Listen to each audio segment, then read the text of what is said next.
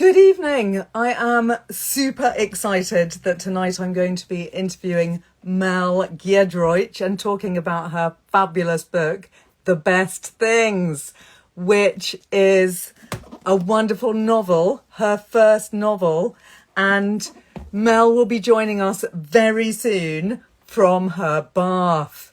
I've just been chatting to Mel. This is the first time that she's used Instagram, so we have been having some exciting technological issues, but we are now very confident that it's going to work. So I'm now waiting for Mel to join and hoping that I will soon be able to admit her. Here she is. I can see her. And now you need to request. Yes, here we go. Mel, hopefully, any minute now. I'm going to be, no, I've got a request from Shane. Shane, you're not allowed to join at the moment. I need Mel. Mel, can you request to join? Here we go. Hang on, now we've got 2 requests. That's exciting. If I accept the request, maybe Shane, you could not accept because we just want Mel to join at the moment. So hold your horses. So I am hoping that Mel is just about to be with us any minute now. Yay, Mel! Oh, hi! Welcome to this bibliotherapy live session. It's fantastic to have you here with me this evening from your bathroom. Guys, it had to be. On a day like this, I don't know where everyone is. I'm in West London. It's about 32 degrees, gang. 32 ruddy degrees. And I thought the best way to talk to Ella Berthoud in her salon this evening is from a tepid bath. God, I love a tepid bath. So good. Mustn't be hot, mustn't be cold. Tepid. It's a great idea. I should be doing the same thing, frankly. I wish I was sitting in one in the garden. Just get yourself down there, mate. Yeah. Seriously. Mel, one thing is we can't see your whole face, and it would be lovely if we could. That's better. That's better. That's great. I don't want to show you any naughty bits, Ella. No, but that's great. We're just going to the neck, so that's perfect. Tell me if it goes any lower, please. I will. I've got a little modesty towel here. I suddenly thought if anything really went a bit south, then I'd get the modesty towel. So if there's any rogue nipplage or, God forfend, anything further south, please let me know. I will, don't you worry. So Mel, I'm so thrilled to have got this book. I've actually been listening to it on audio, and I love the audio version read by you. I have to say, it was absolutely making me split my sides. Many a time I was cackling away in the car with nobody knowing why. And I just absolutely loved it, found it totally hilarious. And also really heartwarming, because it is a story of loss, but then there are a series of big crises, but there's a great sense of redemption in the novel as well. Yeah, thank you. I'd love to know, Mel, where did the idea come from for the book? Sorry, I've just seen the hair. I'm so sorry. The hair is really, really greasy. I'm so sorry, gang. I should have made more of an effort. Mel, you look great. We love you just as you are. I had the idea. This is my special writer's pose, by the way. Just chewing gently on the glasses. Do you like that? I had the idea kind of sculling around in my head for about 15 years, actually. That's how long it took to pluck up the courage and, frankly, get my arse in gear to write it. Part of it came from something that happened to me personally in my life, in the old life of showbiz, gang. It's up and down. Sometimes it's feast, it's good times, it's pop the corks, it's kind of, hey, everything's going absolutely peachy. And then at other times it is absolutely sort of terrible. Not terrible, but you hit the kind of financial ups and downs, shall we say. Not just in showbiz, for Pete's sake, in any freelance kind of lifestyle. Let's put That's it like true. that, But isn't it? then also one can imagine in the showbiz world, if you've had a peak, then the trough can be all the more shocking, one might say. Yeah, yes, maybe that's right. Maybe that's right. I think if you're a performer, then you put out a lot of adrenaline so that the highs can be just like the best thing you've ever experienced and ever done, and quite sort of intense. So that's right. With the yin, there must be the yang. So when you come down, then it can be quite down. But anyway, sorry, I don't want to wallow, although I am wallowing. Let's get the glasses off. Um, sorry, I've got So, Mel, are you yes, go on. saying that you experienced a bit of Yes, a moment of doom yeah, financially? yeah, no, absolutely. We had two kids, two beloved children, under two, and my work was a bit scarce at that time, and suddenly we were in a bit of a kind of financial free fall. And we had to get out of our house very, very quickly because we couldn't afford to live there. And I'm not kind of painting this as some kind of sob story. I know there's thousands of people all over the country. I mean, God knows, particularly now in this bizarre situation that we find ourselves in, there are a lot of people in financial straits, and I don't want to make light of that at all. But it, at the time, it wasn't funny. We had to get out of that house. We couldn't afford to live there, and we had to downsize very radically and quite quickly. And as that was happening, I am an optimist. I am quite a positive person. I did slightly think, hang on just a sec, this could be quite an interesting story. And at some point, I do want to write this. Not starring, me or anything, but, some characters who live a very comfortable life, who live a supersized, comfortable life. I was really fascinated by this kind of Surrey Hills family that are living life to the max. And then suddenly, boom, it all just Yes. goes So belly up. the premise for people that haven't read the book yet is that Sally and Frank are a really happy couple who seem to have everything and seem to have all the Yeah, joyous trappings of wealth and live in an immense mansion with a swimming pool, an insane number of lawn mowers, a nanny, and a housekeeper yeah, and a chauffeur. yes. And then, quite near the beginning of the book, so we're not giving spoilers, the stock market goes completely tits up, and they literally lose everything. They lose everything. Absolutely on the nail. And it's this idea, it's a kind of simple idea, and people have explored this idea, I'm sure, many times before, but it's just that idea of, you have your trappings, you have your booty, you have your bling, you have all the things, the material goods around you.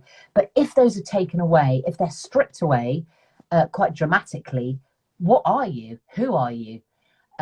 What can you offer the world? And I wanted to explore this idea of, Sally's the heroine of the novel. I love Sally with all my heart. And even though when you first meet her, you might kind of think, oh God, I wouldn't want to sort of know that person. She's not my type of person. I wanted to try and make her a sort of sympathetic person. And I hopefully did that. Hopefully, God, through using her in a sort of comedic way as much as anything else. But I wanted her to really have to dig extremely deep and go right down to the bottom, and then have to just face herself, find her strength, find her voice. She's had buffers. She's buffered by everything in life. She's buffered by her wealth. She's buffered by her nanny, her cook, her frenemy friends.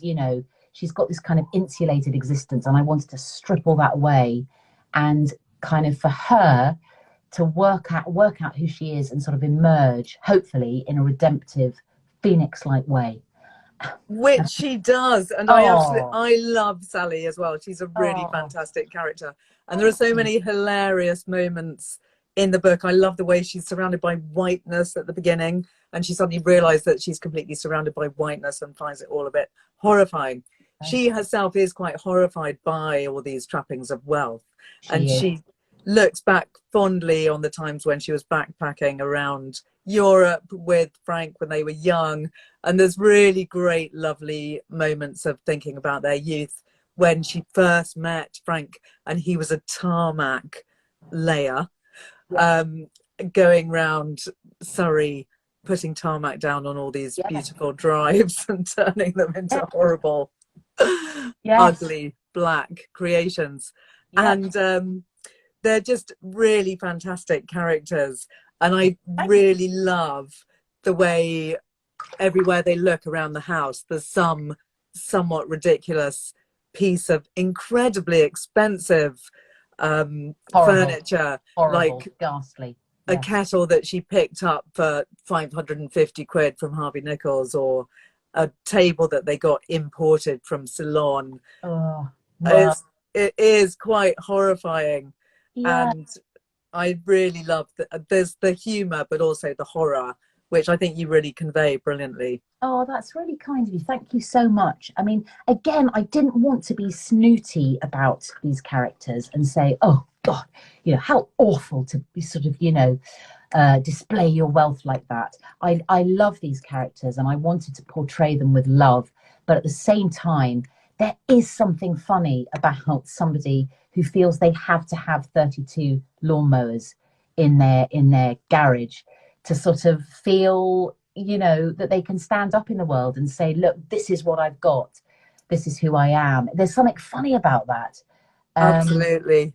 And, you know, Frank has come from nothing. Frank is a totally self-made man. And we see that all the time with these kind of rock stars of the city. These, certainly in the 80s and the 90s when I was sort of growing up, you know, the Barrow Boy made good, that classic sort of the guy that can sell anything, the people that made £100 million on the stock market. These people do exist, you know. There are a lot of hedge fund managers out there that I discovered. I had some hilarious chats with some real hedge fund managers. Was Frank actually based on any one person, or was he put together? No, he's not based on any one person, actually. He's an amalgam of a few people that I've either come across or that I have read about. There's a very amazing guy I got really obsessed with. I actually genuinely have forgotten his name, but there was a whole panorama about him. And I watched this panorama years ago, and he'd literally made £300 million and lost the whole damn lot. And you just kind of think, how, I mean, the kind of the stakes are so high. The gambling, they're gamblers, aren't they? Yeah, it's terrifying. It's really terrifying. And then you sort of think, well, if you've got dependents and you're gambling their lives as much as you're gambling your own, then things get really interesting, actually. And the 4 children, Frank and Sally have 3 children, actually, and also a niece who lives with them, and you find out why and blah, blah. But anyway, ostensibly 4 children. And I love this idea that Sally has been sort of insulated from her own children as well as her own life. And I wanted the book to explore the fact that she actually sort of learns to love them, really, and learns all about them, and they get really close. I don't know. I had real fun writing it, actually. You can tell that you had loads of fun because all the characters are totally splitting my sides. For instance, Paloma. I love Paloma, who is the housekeeper. Spanish You're the housekeeper. first person that said that. I'm so chuffed. Thank you. She's fantastic. Well. I mean, she's fantastically awful. Yeah. And poor Sally is actually terrified of her, and Paloma completely rules the roost. But she's having this total flirtation with Frank, Sally's husband, at the same time. Yes. And she is just unbearably awful, but brilliant, and always cooking these insane salads with kind of pickled grouse and asparagus and ridiculous amounts of spice that nobody wants to eat. But she's obsessed with trying out her hand at the barbecue for 70 people. It's all fabulously over the top. And then there's also Colette, the really unbearably irritating nanny. I love Colette. I mean, I sort of hate her, but I love her. She's awful and just she's that I think when I don't know, I'm not, I don't live, you know, the sort of I don't live like Sally and Frank, but I've witnessed this before, that with very, very wealthy people, there's this sort of parasites that live off them and live around them and sort of leech off them. And I just love the idea that they have all these people, they're kind of dependents, you know, their staff. And as soon as they lose the money, these people are just gone. Absolutely. Yes. There's no loyalty. And fair enough, you know, in a way. Why should there necessarily be? But but Colette is a particularly awful parasite. I love the moment when she's trying to get her raise of £3,000 at the beginning of the book and insisting that she must have a new ridiculously immense Jeep because she's worried about the safety of the kids that she's driving to school 900 meters every day. Yeah. And she's just horrible. She is quite grim, actually. She is quite grim. But then why does Sally employ her? Sally's an idiot. Why do you employ? Oh, totally sack her. Exactly. Totally. She doesn't have the balls to kind of stand up to these people that are kind of ruling her household, you know. And she needs to find her grit, her stamina, her voice. She's become a silent woman, Sally. Yes, exactly. And I hope that throughout the book that if you read it, that you'll discover that there is actually a really lovely heartfelt person under there who's got strength, you know, and who can make decisions and you know, sort of forge her own destiny. That's that. I think she's lived through her husband.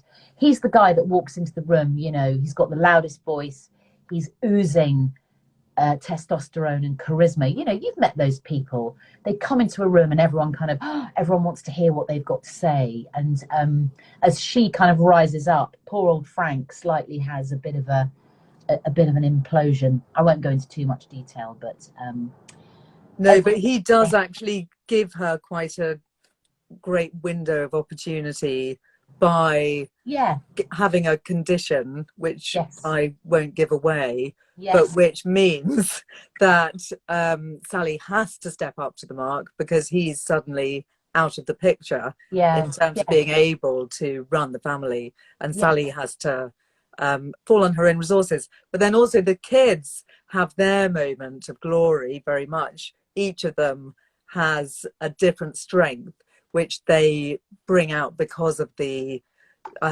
reduced circumstances that they've gone into. I think we can reveal that they have to go and live in the changing rooms of their swimming pool, which I love. Yes, I mean, found that utterly hilarious. It's quite bleak, isn't it? But I mean, you know, as they say, you know, and I'm at pains to say this as well, you know, they're one of the kids, I actually forget who, that's terrible, says, look, you know, why can't we just get some benefits, Mum? Can't we just go and, you know, go to the housing office?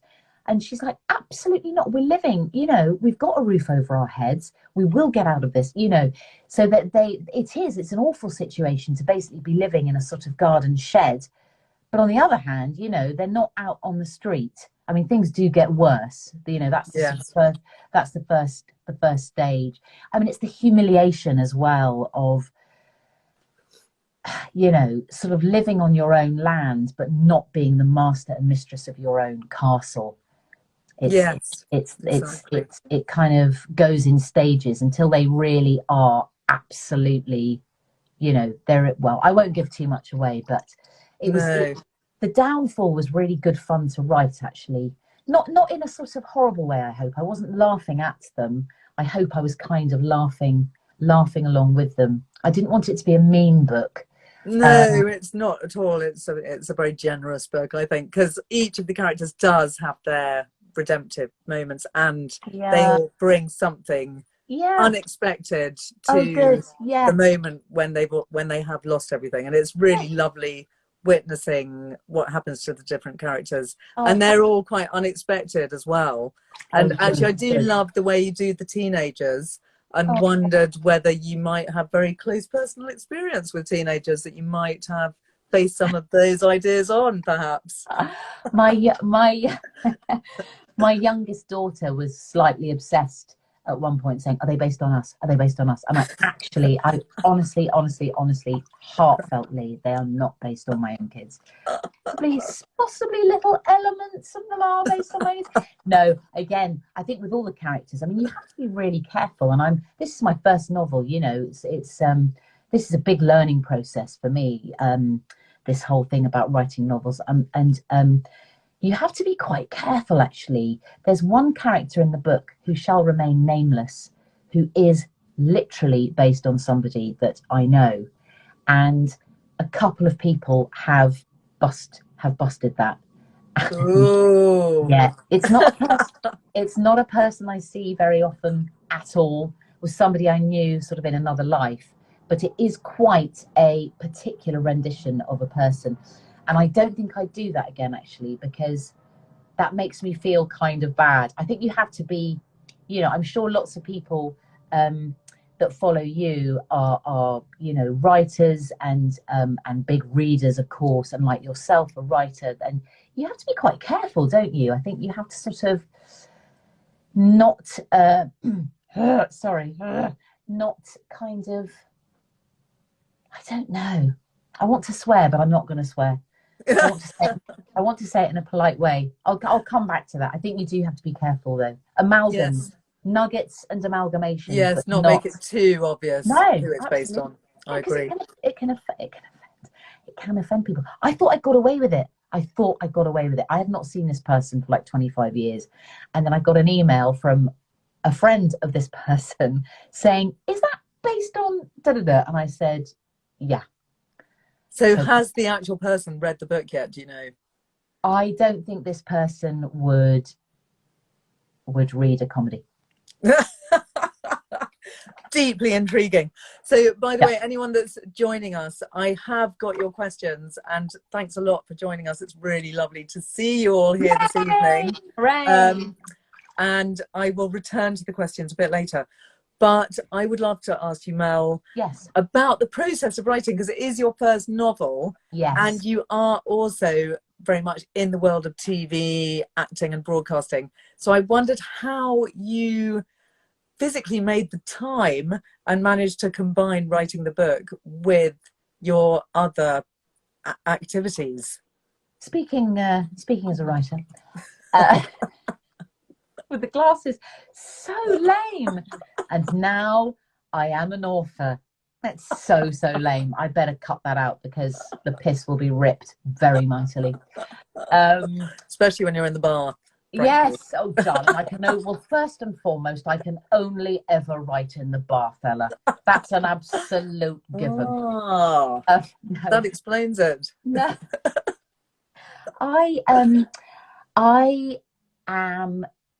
think I'm learning. Again, this is a learning process. Okay, the writing novels thing is a learning process, and I imagine if you talk to amazing novelists who've written 30 novels, that you keep learning as you write each one, and I'm fully expecting that to be the case. When I write the next one, I realised pretty quickly that you have to be focused. I can't do a sort of J.K. Rowling thing. You know, I read about her, extraordinary, saying, you know, she had a baby in the pushchair. She'd sit in a cafe in Edinburgh and she'd write down these amazing thoughts about this boarding school for magicians on the back of fag packets and napkins and stuff. I mean, full respect. I can't. Legendary. I can't do that. I don't know about you. I can't do that. So I tried writing at home. I found I rather would do anything than sit down at my desk and write. I started emptying out drawers and lining them with lavender flavoured paper. I started hoovering out the dog basket on a regular basis. I started welcoming people into the house when we could, obviously pre-pandemic. People who'd come round, delivery men. Somebody came round to do a census. I'd say, come in, and talk to them for 3 hours because I literally didn't want to sit down at the desk. So I thought, okay, I'm going to have to do something here to change things up. So I went to the library actually every day, plain and simple. The local Ruddy Library, which is about a mile away from where we live on the outskirts of West London. And it was brilliant. Absolutely. So that's where you actually wrote? Yeah. And was that all day? or just a Ah! couple of hours and then a break? Yeah, no, I had to get there at 5 to 9. I absolutely had to be the first person in the queue, and there were always the Nice. same 3 people. And if I wasn't the first in the queue, I would somehow think this isn't going to be a good day and I'm not going to be able to write anything. It was really weird. I got a bit sort of obsessed with that. So I had to be the first in the queue. I had to be the first in the library. And there was a sort of blue spongy chair at one of the windows, and it looked out over to Sainsbury's car park. And I thought, that's good. There's nothing of massive interest here apart from a few lorries. This is very, very good. So I sat in the blue spongy chair, and that is where I wrote the first draft. Wow, that's interesting, because I've met a lot of writers who have their little beautiful shepherd's huts No, with amazing views looking over the no, Gloucestershire countryside, no, and that's where they get their inspiration. But no. no, you were I, looking at Sainsbury's car park. yes, I need to feel like I'm slightly going through the mill. Otherwise, it doesn't really feel like I'm putting in the effort. No, the plain and simple thing is, it's if there are too many distractions, then it's game over. And I just needed something quite bleak and pretty bland, and then I could just sort of get in the zone. But I can probably do about 4 hours on the trot. And then the problem was, in the library, it's a really busy library. And if you leave the blue spongy chair, if you leave any chair in the library, Get stolen. it gets stolen immediately. So I found that out pretty quickly. So it's all about the loo break. I can keep going for 4 hours without having to go to the loo. And so 9 o'clock start, 1 o'clock, it's literally run to the loo, and then you lose the blue spongy chair. But that's just it. That's the way the cookie crumbles, you know. And you've probably got 4 hours of great work in there. So, you've done your stuff. Well, I've got a question from one of the watchers, which is one I wanted to ask too. This is Shane asking, did you plot fully before writing? Oh, good question, Shane. Thanks for that. Yes, in a word, yes. Yeah, it's weird. I've realised through the process of writing the best things, actually, I'm a person that needs a real boundary and structure. Sainsbury's car park, blue spongy chair, 5 to 9, first in the queue, and very much a sort of really quite detailed grid of what happens in each chapter. I mean, I definitely let rip and went off on tangents. And I'm sure lots of writers do that, but I don't think I could really do that unless I had the structure there to sort of move away from. So yeah, absolutely. I found it comforting, actually. I sort of thought, even if this is crap, and God knows the first couple of drafts were utter drivel, I thought, if at least I've got a structure, and that's a start, and it's a place to start. So I found that really helpful psychologically. Definitely. Yes, no, that's really interesting. And another question from Shane, which is highly pertinent, is what was the hardest part of the book to write? Oh, wow. I'll be honest, Shane, I don't know that much about the economy. I don't know very much about the city. So I was really scared about writing those bits, actually, because I sort of thought, I can't, you can't BS. Do you know what I mean? You've got to actually go out and do some research. I mean, my knowledge about the economy is so scant, and it is a bit broad brushstrokey in the novel. I thought it's got to ring true. That there's a very good comedy producer that said to me years and years ago when I first started out, and she said, when you're writing comedy, it doesn't have to be probable, but it should be possible. And I thought that was a really good distinction between, a world which is probable and a world which is possible. Actually, I've got that wrong. It doesn't have to be possible. No, hang on. Which one is it? Doesn't have to be. It doesn't have probable, but it does have to be possible. Yes, I think that's right. Is that what I said? Yeah. Yeah. Yeah. It doesn't have to be probable, but it should be possible. I think what she was saying was, know a bit about the world, but it doesn't matter too much if it's not kind of, completely and utterly plausible. Yeah. Is Yeah. that right? Yes, it should be possible, but not probable. Yes, that makes Yes, that sense. makes sense, doesn't it? Yeah. So what I'm basically saying is, Shane, I did a fair amount of research into the economy and the city. I did speak to a few people, and I hopefully have made a possible sort of selection of scenarios, but maybe they're not probable. I believed in it, but then I Oh, don't know about the city, but to me it was all completely believable. yeah, I One of my favorite scenes in the whole book was when um the characters Amrajit yeah. and is it Laura, his wife? Laura, his wife. Yes, Laura Pigott yes, are on holiday in Sweden on a mini break in an ice hotel. yeah. And everything is going hideously wrong. And I just love the way the ice metaphors are coming thick and fast. Thank That was a you. great scene. Thanks, Elle. Thank you And for I that. wondered if you have a favourite scene.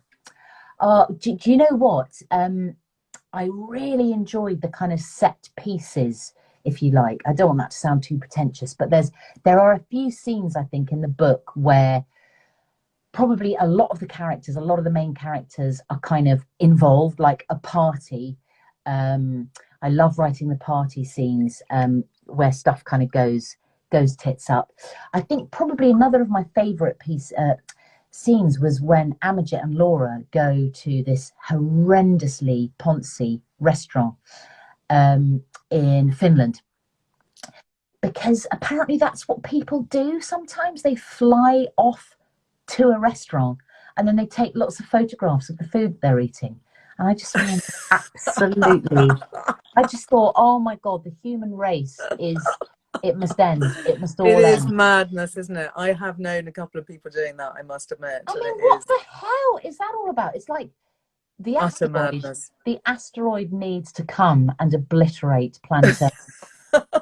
If that sort of thing is happening on a regular basis, as far as I'm concerned. But anyway, rich, rich fruits for comedy. Absolutely. So it's this Yes. really massively pretentious restaurant that, there's a sort of year waiting list to get into. And then you fly there, you go out into a forest, and some people will not be allowed to eat there because the Noel, who is the chef, who's a sort of Stasi-esque woman, has to look at you and vet you and decide if she's going to feed you. And if she don't want to feed you, you're out. So they pass the test and they eat basically a load of absolute nonsense and shite. And it's this whole, I love this I idea of remember. it's sort of Emperor's New Clothes, isn't it? I love that story. I love the story of the Emperor's New Yes. Clothes. It's such a brilliantly vivid fairy tale, isn't it? So they're all sitting there, eating, or they're sucking stones. That's the first course. And everyone's going, oh, this is delicious, And then they're served sort of droppings. There's a few droppings, and I mean, it's ludicrous, but And it's all very minimal as well, isn't it? minimal, So totally they actually minimal. won't have really Yes, eaten anything by the end of it. exactly. And then at the end, your bill is sort of £2,700 or whatever. Yeah. But that was so much fun to write. Inventing Noel. I might have to bring No back actually in I some think you other form. should. She's an Yes. absolute. Do you remember in the Bond films, Rosa Klebb, the really scary woman who has the knife concealed in her shoe? Yes. That is Similar. Noel. That's Noel. She'd have a knife and a fork. She'd have a knife and a fork.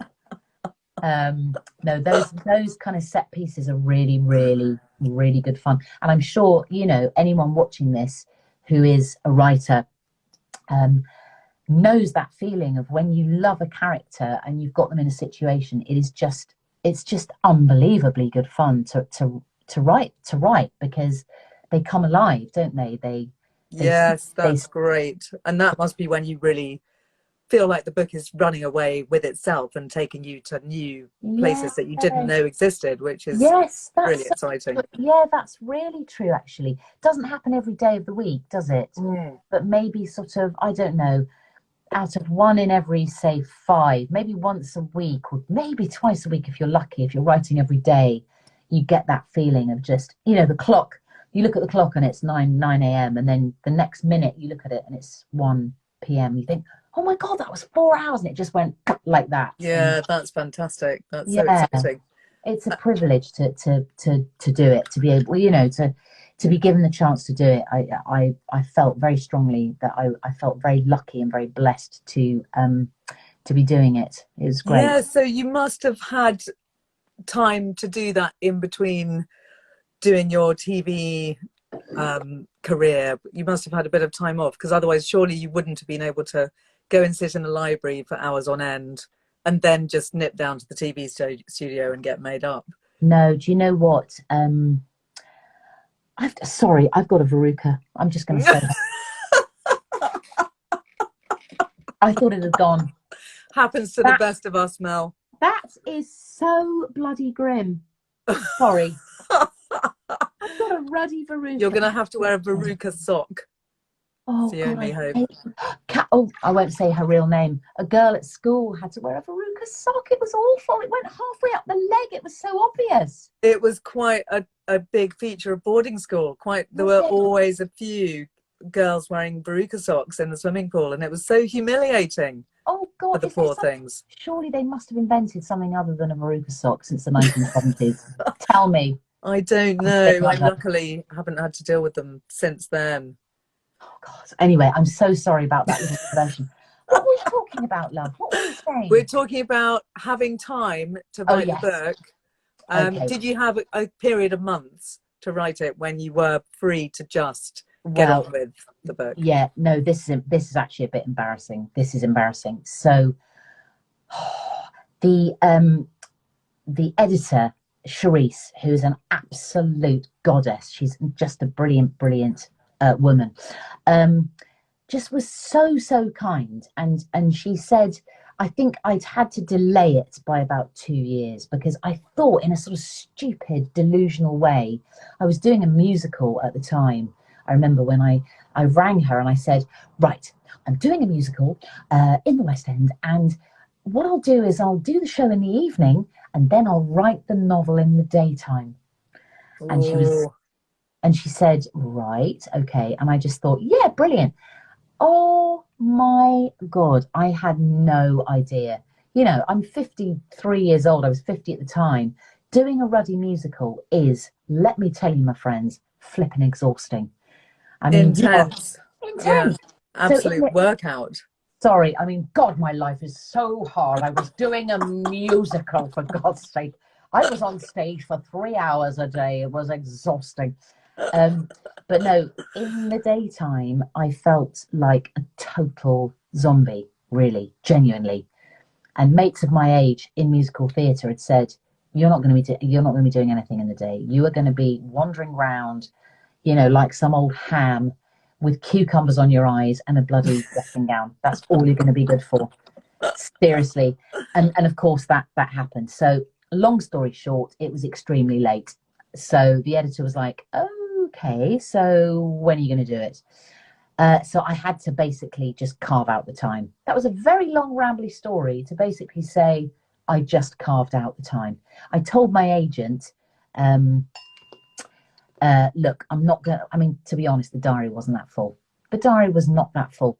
But I said, look, I am not available for business between September and January because I'm going to be down the library every day. So no one called. Good move. Yeah, no, I know it's just impossible to multitask, I think, with writing a novel. You clearly had to carve out that time, and it's great that you did. Well, I know. I wish I could. I wish I could be one of those people that just sort of dipped into it, you know, in a cafe, put some headphones on, and just do it for an hour, and then. I can't write at night, you know. Sue, my comedy partner, she's a real night owl. You know, she can start something at 10 p.m. and keep going till 4 a.m. Oh my God, that is my idea of absolute hell. You know, I mean, you know me, Elle. I'm good for nothing after 10 p.m. Yeah, so, the witching hour is nigh. Yeah. Yes. You're good. You're a night owl. You're good. I do love to work at night, and I'm generally much better at night. But I can really see that multitasking difficulty when you think, oh, I'm doing that job in the evening, so I've obviously got all day to write my novel. But I think it's brain space as well, isn't it? Which Yeah, is very definitely. Yeah, difficult yeah. to Yes, carve out. absolutely. Yeah. Absolutely. Um, I don't know, maybe that changes. I'm quite superstitious though, and I sort of feel, well, that's how I wrote the first novel, so that's how I've got to write the second novel. I must go to the Yes, must. yes, I wondered about that. So, Yeah. which does lead me on to, are you returning to these wonderful characters which we've grown to know and love, Oh, or is the next novel a whole new scenario? oh, that's really sweet. I did toy with the idea of a sequel. Literally where we Yes, left off, where we because I left could off. very much imagine carrying on with Yeah, great joy. I think there might be a sequel at some point, but I'm not going to do it right now. Um, it's going to be set in Leatherhead, as the first novel is, but it's a new world and a new set of characters. But there are two characters in The Best Things that we get to know a bit, but we don't maybe get to know them as well as the main characters. And I'm slightly obsessed by them, these two characters, and they will reappear and we will get to know them better. So I quite like the idea of a sort of crossover, in the next book.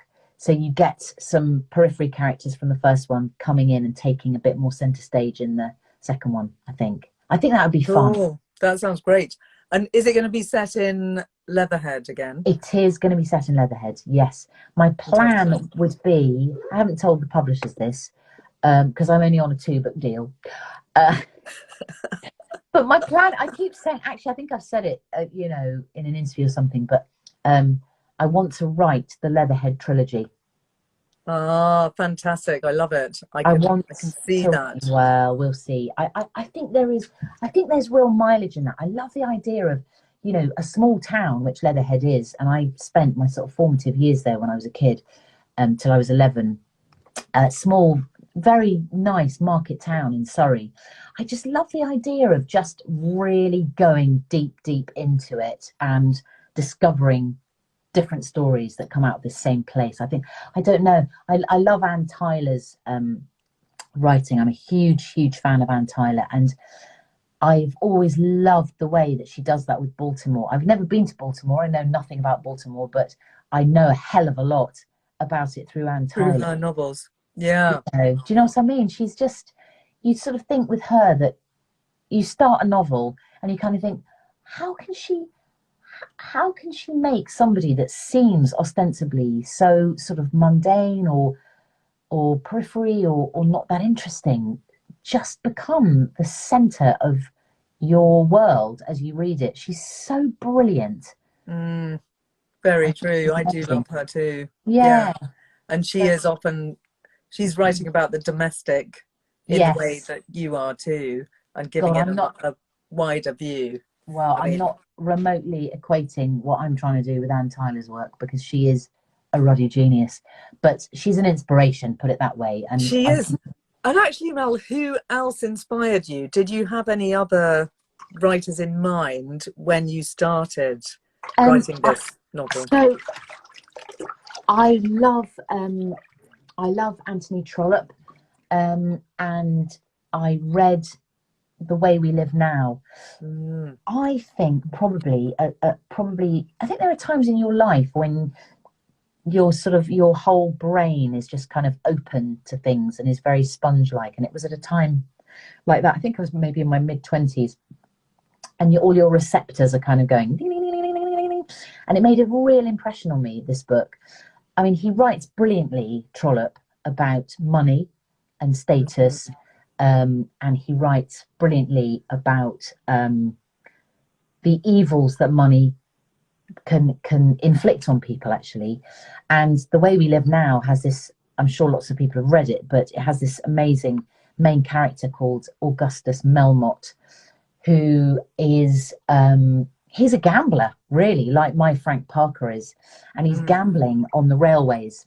So it's in Victorian times when all the railways are going berserk and people are making money incredibly fast on the railways. And he's a speculator and a gambler. And of course, it all goes horrendously wrong for him. But he's a nasty character. He's nasty, Melmotte. Not like Frank, because Frank's a real good egg I at hope heart. so. I mean, he's a twat, Yeah. and he's flawed. He's flawed, and he's But his blinded. heart's in the right place. Yeah, I think it is. I mean, I hope it is. That's what I was trying to do, I think. So yeah, Anthony Trollope, massive inspiration. I go back to him again and again, actually, and I keep finding, I mean, he's unbelievable. He started writing quite late in life, I think, Anthony Trollope. And God, what was his job? He had some amazing, really sort of full-time job, wasn't he? What was it something in finance? I have a feeling it was in finance, but I'm not sure. I can't remember. Was it in the post office, actually? I think it was something to do with the post office. It was something like that, anyway. You know, and he managed to, you know, write God knows how many novels. I keep finding new ones. My mum keeps sending me. Yeah, he was prolific. Really prolific. Very impressive. How did he do that? He must have I know, but I think maybe if your job is a little bit more of a non-creative job, like numbers or something very clerical, then I think it's easier to write on the side, like Kafka working in a bank. Oh, yes. If you're doing something that's a bit mind-numbing in terms of the conscious brain, then I think your unconscious is free to flow nuts into the creative realm. Yeah, maybe that's right, actually. Maybe that's right. I've got to go and work in the post office. That's the answer. To become a better writer, I've got to go and blooming work in the PO. So have you actually started the next novel? Are you plotting that out now? Yeah, I have started, actually. I don't want this one to be 2 years late, which the last one was. I really don't. I want to be professional and grown up about this. So I've said that I will produce a first draft by maybe next March. So I've got to make that happen. But big news. I think 2 days ago, well, it's not that big news, but anyway, for me, it was big news. 2 days ago, I did finish a plot. Again, it's pretty desultory. I think the first stab at a plot is always a bit desultory, but there is the semblance of a plot, and there are 12 chapters. There'll be many more chapters. I've got to, I tend to sort of go off on tangents. I've got to rein it in. And I've got some characters that I really, really like, I hope. Fantastic. Well, that's brilliant news. Well, there's something there. I've got slight worries about the whole thing, because I sort of think, oh God, I did the first novel, I did it, I finished it. Will I be able to finish the second one, or will it? There's that thing, I'm sure, lots of people have this, but that was not a fart, by the way. That was my foot. Did you hear that? That was my foot, guys. I know what you're thinking. That was my ruddy foot, okay? So just stop giving me a hard time. It was my verruca foot. It was my verruca foot. I'm going to have to add some hot. I'm really getting a bit chilly. Hang on. No, there's that sort of, there's always that worry, Can you do it again? Well, also, Mel, the pressure is going to be on even more now, because today the news came out that you've been longlisted for the Women's Comedy Fiction Awards, which is really exciting and brilliant. Thank you. Along with lots of other fantastic, oh my days, I mean, there's funny women. Well, there's some, I couldn't believe that, actually. I'm not being disingenuous. I was really, really, really bowled over by that for about an hour. And Such great news, Mel. Really massive congratulations. That's so exciting. Thank you so much. That's really kind of you. No, yes, I felt brilliant about that when I looked at the email this morning, and then the voices were going, but you don't deserve that, and you'll never do it again. Oh my God, the second novel won't have any jokes in it. The second novel's going to be really unfunny. The second novel everyone's going to hate. Honestly, it's bad. You have to just work out ways of. Yes, but Mel, we believe in you. You can do it. And you've already started plotting it, and it's It's going to happen. I can't wait to see Oh, it. thank you so, so much. That's really, really kind. I just, I want to just say to anyone out there, who is starting on the amazing journey of writing, I turned out a novel aged whatever I was, 52. And I just think if I can do it, anyone can. Seriously. So just keep at it. Keep at it in whatever way you're doing it, whatever makes it more possible for you to do it. Just keep at it, because it's possible. And if you have an idea that you love and characters that you love, you'll do it. You will. Just do it. That's great advice, Mel. And that's really lovely to hear, because I know there's a lot of writers joining us tonight and who are going to be watching it later. And there's so many writers out there who are just plodding along and finding it really hard. And it's really lovely. It is hard. It is bloody hard. I mean, every job's hard. I know that, and I'm not going to sit here in my bath and say, oh, my darlings, it's so hard doing what I do. Every job is hard. But it's true. If there's something in you that just kind of slightly burns to do it, you've got to do it. You've got to do it, because you won't, that little burning thing will always be there, and you'll always be thinking, oh, what if, I think. Absolutely. Yeah. No, that's really lovely advice. So Mel, earlier this evening, you told me a couple of ailments that you were willing to share. Do you need a bit of hot water? Are you getting a bit cold? No, it's good. It was moving from the tepid into the chillsome, but I've got it back to tepid. I've just added a bit of hot. We're lukewarm again. Everything's fine. Excellent. Well, we won't be too much longer, but I'd love to just talk to you a bit about books you might read and the kind of books that you like reading as well. Yeah. So you were mentioning a couple of ailments that you might have. Yes. One of which is going to be an empty nest. Yeah. I mean, it's sort of not going to happen all at the same time, but it's definitely on the horizon. Yes. So with one going off to uni, fingers crossed, in September, and then the other going into upper sixth. So the empty nest is kind of, I can smell it. I can smell the nest. It's looming. Yes. And I was wondering what I should be reading to try and combat feelings of an old bird who's looking out of the nest, just thinking, am I going to fall out of this nest and not be able to fly? Because, sorry, I'm really stretching the analogy. Because my feathers are a bit manky and I'm a bit old. Is anyone going to come and feed me in the nest? Those days have gone. And where are my little chicks to keep me warm of an evening? Those are my thoughts. So anything will be very much appreciated. A couple of things come to mind. One's quite a literal response, which is swallows and Amazons could fill your empty nest with their lovely fluttering bird analogies. Yes. But obviously it's a book I'm sure you know and love and I'm sure have read. Yes. But it could be a lovely book to go back to, because it is a return to childhood, and it's a way of filling your mind with lovely childhood experiences in a way, which are obviously completely different to what it's like to being a mum. It kind of takes you back to your own childhood in a way. That's a really nice idea. I think actually, and I wonder if other people felt this as well, in lockdown, I went back to a few of my childhood favourites actually. Because I found Which ones did you go back to? I found it so comforting. Me too. Oh my God, I read a lot of Mog. Because I love Mog. Absolutely blooming love Mog. Judith Kerr is a flipping I genius. love Judith Kerr. She's so good. I read Little Women. Oh, fantastic. Love which that. I always adored.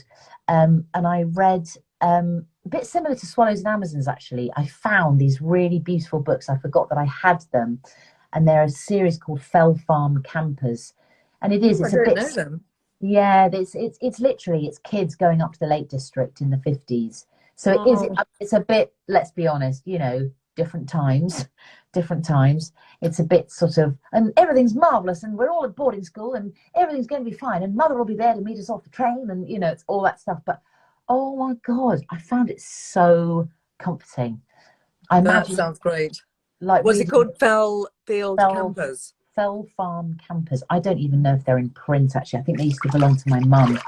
But it was lovely. And yeah, I think E. Nesbit is probably somebody that you could really go Yes. to in times of trouble, couldn't you? For comfort and sort of, not so much Enid Blyton. I mean, I was a massive, massive Enid Blyton consumer. Yes. I don't know if I'd go back to Enid. No. She might annoy me. I'd go back to the Moomins rather than Enid. Oh, Moomins, yes. Love the Moomins. I just feel there's more depth and Yeah, substance to the Moomins than there is to Enid Blyton. yeah. Oh, Tove Jansson that's a in all really her good. forms. Yeah, no, that's a really, really good idea. I think Yeah. if But we on get a another lockdown, different yes, go on. on a different note to the going back to kids' books, another one that I think is great as a read for empty nest is this Finnish book, The Oh, Year of the Hare by oh, Arto Pasolina, which is a really gorgeous book yes, about a man who is in his 50s having a bit of a life crisis. right. He actually doesn't have children, but it's the same sort of age life crisis that we might be having. And he, one day when he's going out on a job, he hits this hare and it gets injured. And he picks it up and just goes into the forest with the hare and then lives with it Oh, for a year. wow. And it The is Year just of a the hare. Hare. It's, Oh, it's that's not amazing. a it's not a magical hare, it's just a hare. But Wow. he has all these adventures in the woods in Finland, just sort of going off and doing unexpected things. But the reason I love it is because it's a very empowering book, because he's having this crappy job. It's very clerical and boring. He is a journalist, but I think he hates it. He's Right. actually married and he is unhappily married, and he just goes off and does his own thing. And I Wow. actually think it's quite a great empty nest book, because it makes you feel like there is an independent life to be had beyond the domestic. Oh, I love the idea of that. Yeah. I also love, talking of hares, I loved, of course, Edmund de Val's book, The Amber Hare. That's an amazing book, isn't it? Yeah.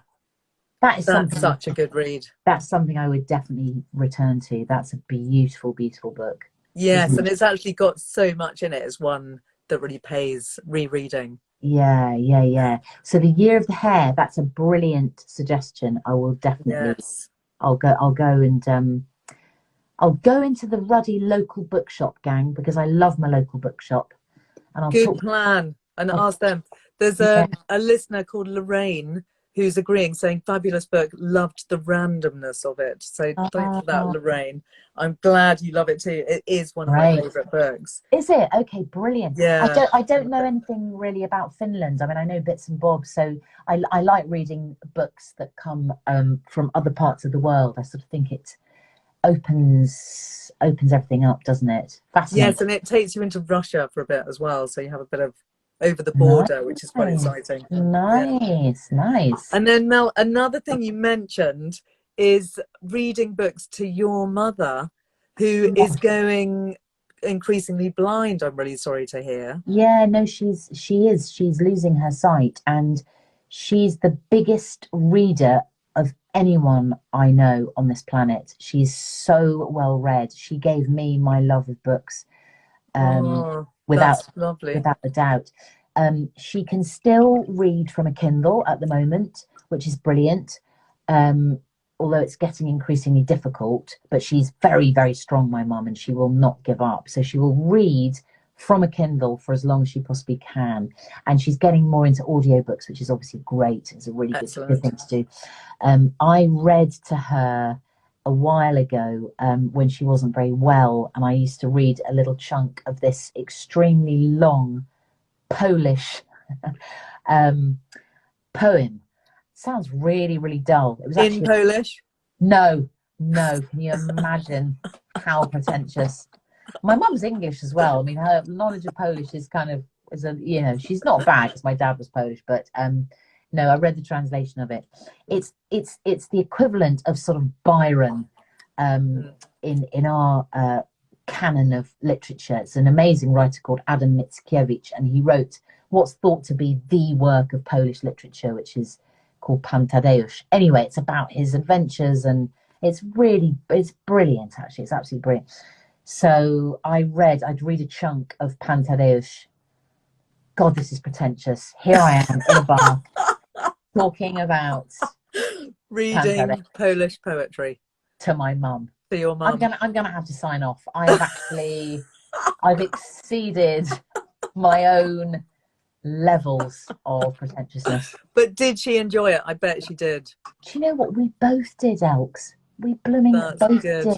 That's great. Oh, it was so, and I love the idea of, my mum would have read to me loads when I was, well, actually not that much because I was the youngest of 4 and she was too busy, but I remember her clearly reading to me, and it was just really nice to be able to do that for her, actually. And I can do all the voices as well. I can really show off, which is I bet.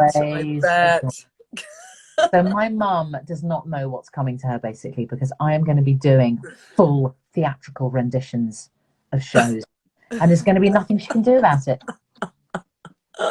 That's fantastic. I did have a suggestion for you for a book to read aloud to your mum. Oh, brilliant. Which she, being an amazing reader, she's almost bound to have read. But I thought I'd still suggest it because it's such a lovely book to read aloud. Oh yeah, what's that? Which is The Go-Between by L.P. Hartley. I'm obsessed with that book. Isn't it just such a beautiful book? And devastating. And utterly devastating. Absolutely devastating. Not to be confused with the Hartley, what was his name? That advert, do you remember the L.P. Hartley who wrote the book about fly fishing? Oh yes, which is a very different book indeed. No, do you remember the film? I know we shouldn't talk about films because we have to talk about books, but the film of The Go-Between with Julie Christie. Oh, that's also amazing, isn't it? Yeah. It's so atmospheric, that book, isn't it? So I think you're right. A book which kind of conjures up such atmosphere would be a really good book to read out loud. Yes. I haven't read it for years, actually. I have read it a couple of times, but probably when I was quite a lot younger. So I thoroughly recommend it to read aloud. Carl and I have read it aloud, and it literally ends on cliffhangers at every chapter somehow. You wouldn't necessarily think it because it's all so much about a long hot summer, cricket, and a love affair. And also there's a lot of stuff that happens in that blooming conservatory, that glass house. Do you remember? Yes. Oh man, I remember that so clearly. And the little boy, it's Leo, isn't it? Leo, going belladonna, going up to the window of the glass house and seeing stuff that he shouldn't be seeing. Oh God, it's just devastating. It is brilliant, fantastic. Brilliant. Yeah, thanks for that. Good suggestion. So maybe that's a good one. And then finally, you were also talking about getting obsessed with getting really fit. Yes, that's got to occur, lads. Midlife crisis, everyone's talking about, I was not Zumba. Zumba's a bit out of date these days, but everyone's doing bloody, I keep going to walk the dog in the park and you can't move for people sort of doing things with weird bands around trees. Have you seen that? And sort of pulling these weird elastic things and lots of not so much down here in Sussex. Okay, but I know what you mean. Yeah, it's slightly mad. It sounds really sort of boring, but you get to a certain age and you sort of think, look, am I going to go one route or the other route? And I've got to go the other route, is what I'm saying. I've got to get fit. I've got to. Well, I know you do a lot of exercise, Mel, and you do love to walk and cycle. Yeah, and I wondered about this book, if you've ever read any Chris Cleave. No, I haven't. So this is called Gold, and it was written to coincide with the 2012 Olympics, and it actually tells the story of 2 cyclists. Oh, wow. And it does have some slight references to reality, but it is totally fictional. and it's two girl cyclists and one man, and they're all going for gold in the British Olympics. Great. And it's an amazingly brilliant and powerful story with So- a huge kind of backstory as well. Of one of the kids of the cyclists is really ill. Oh, And wow. so it's about kind of how much would you sacrifice for going for gold? And Wowzers. is Great. your child's illness more important than your future at the Olympics? So it's quite an epically intense story.